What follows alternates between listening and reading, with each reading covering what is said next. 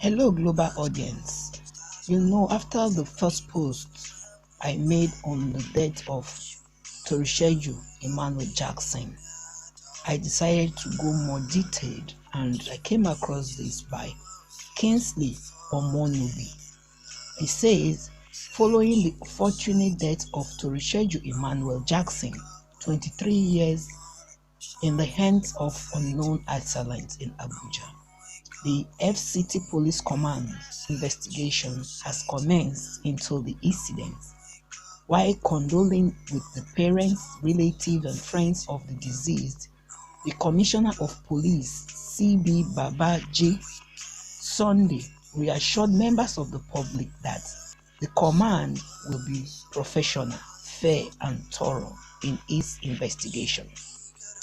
A statement by DSP Aden Josephine, Public Relations Officer. Furthermore, the command urges residents to remain calm and allow the law take its course.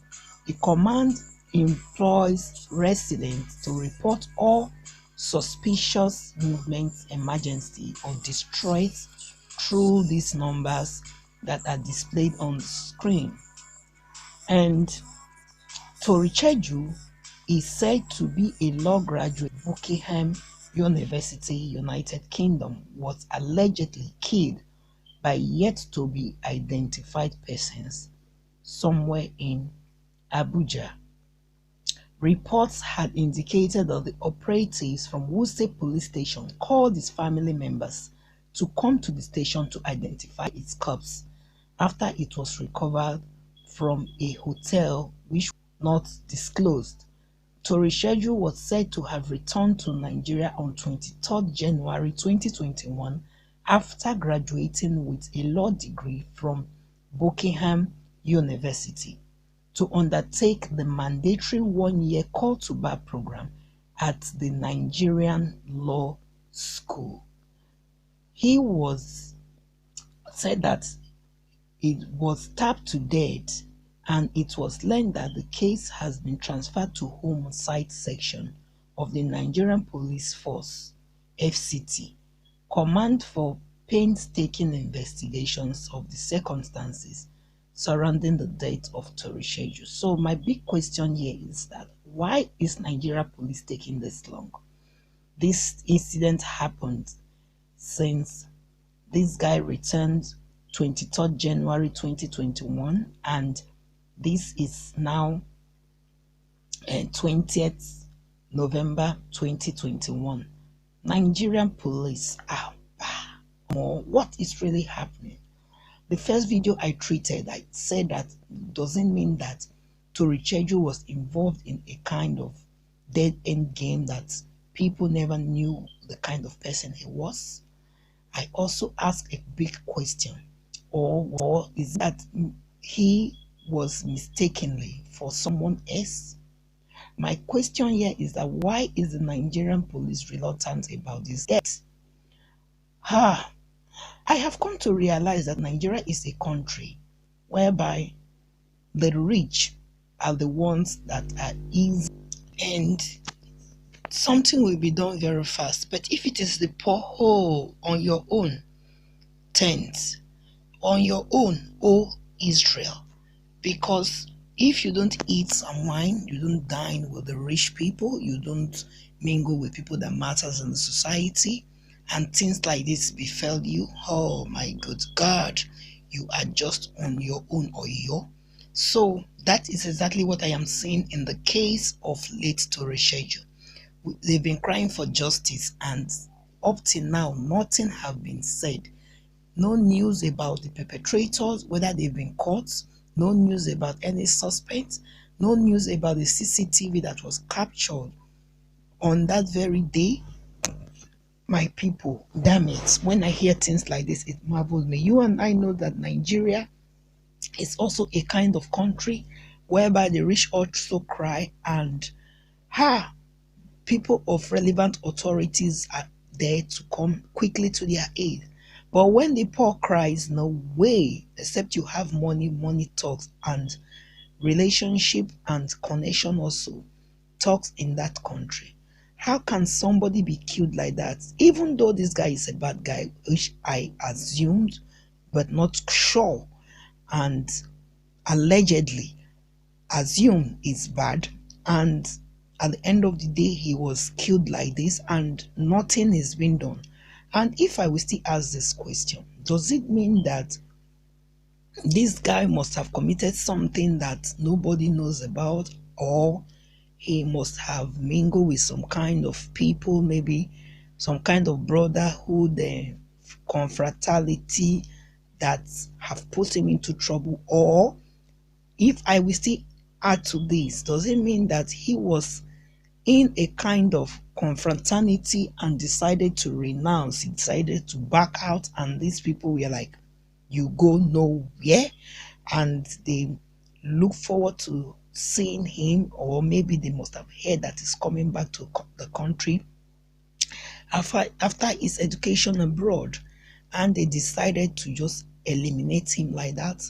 My question is this, the big question: why is the Nigeria police force still wasting time over the investigation? Because the report states that they will definitely do a thorough search, a thorough identification, a thorough search anyways, to know who is behind this. But up till now, nothing has been done.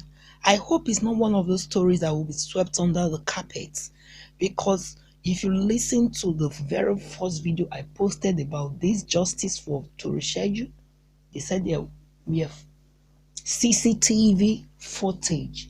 So I believe that these guys were not masked, even though something like that wasn't said on the video.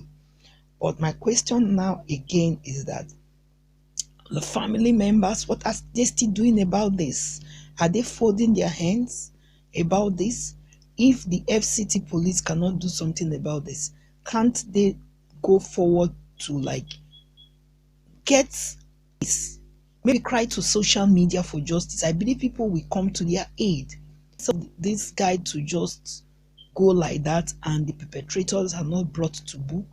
My people, what do you think about this?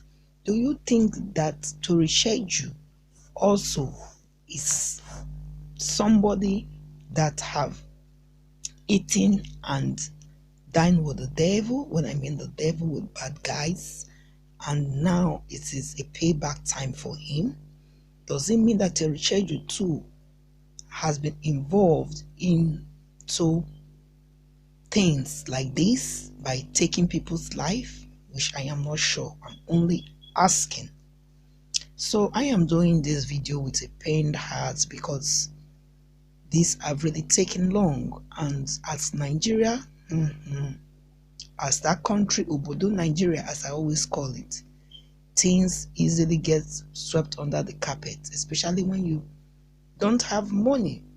But for the rich also cry, as he said, they are relevant bodies that are out there to wipe out the tears of the rich. Because if this is a very, very wealthy family that's lost their child, I think by now they might have gotten hold of some suspects. Yes.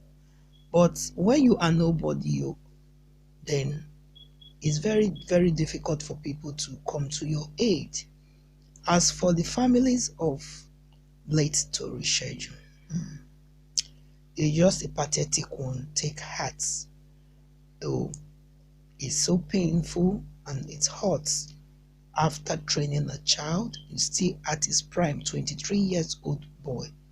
Okay, sometimes I just don't even know what to say when I hear things like this, because I would have said that if he had known, he wouldn't have come. That is why I asked whether was his death premeditated. Was it that he knew that he will be killed, they will be deleted, and he still went as far as coming back?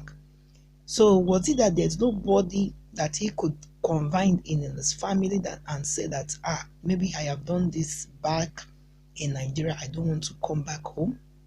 Or is it that it's a mistake identity and he was just killed, and unfortunately he was the victim?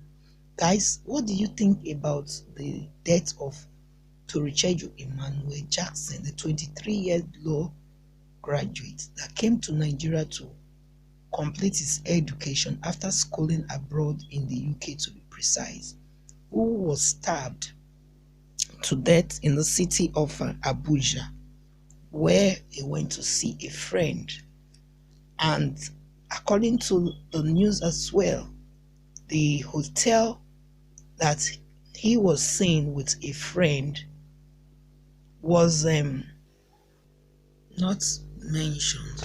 So in as much as we respond differently to challenges of life, please, whenever you are going through anything that you know is life-threatening, don't hesitate to confide in people. Don't hesitate to tell people, or better still, go to the police and make an entry, put in a statement. Because maybe if this late Toritseju have told someone about threats in his life, I don't think they would have allowed him to come to Nigeria.